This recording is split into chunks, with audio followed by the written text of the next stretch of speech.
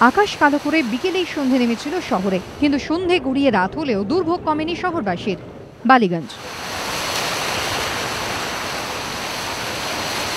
গড়িয়াহাট।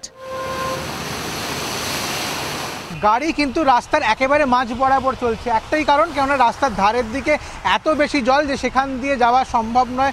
সব জায়গায় একই ছবি। চেতলা, রাসবিহারী থেকে সাদার্ন অ্যাভিনিউ, গোলপার্ক। প্রবল বৃষ্টিতে জলমগ্ন হয়ে পড়ে শহরের বিস্তীর্ণ এলাকা। জল জমে যায় পার্ক সার্কাস, বালিগঞ্জ ফাঁড়ি এলাকাতেও। কলকাতার মধ্য এলাকা, দীর্ঘ জায়গায় শুধু সারি সারি গাড়ি দাঁড়িয়ে রয়েছে। এই মুহূর্তে আমরা স্পষ্ট দেখতে পাচ্ছি গড়িয়াহাট থেকে বিড়লা মন্দির, এই দীর্ঘ পথ শুধু গাড়ি আর গাড়ি, নড়ছে না গাড়িগুলো কার্যত, তার কারণ সমস্ত রাস্তায় এই মুহূর্তে জল জমে রয়েছে। জমা জলের পাশাপাশি যানজট দেখা দেয় শহর জুড়ে।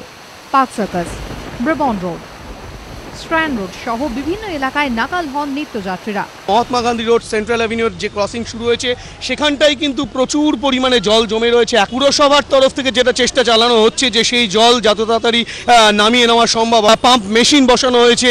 পরিস্থিতি মোকাবিলায় তৎপরতা শুরু হয় কলকাতা পুরসভার কন্ট্রোল রুমে। এখানে কিন্তু কন্ট্রোল রুম খোলা হয়েছে, যেটা পুরসভা সূত্রে খবর যে সাউথের দিকে বেশি বৃষ্টি হয়েছে, তুলনায় কম হয়েছে নর্থের দিকে। মেয়র আশ্বাস দেন দ্রুত নেমে যাবে জল।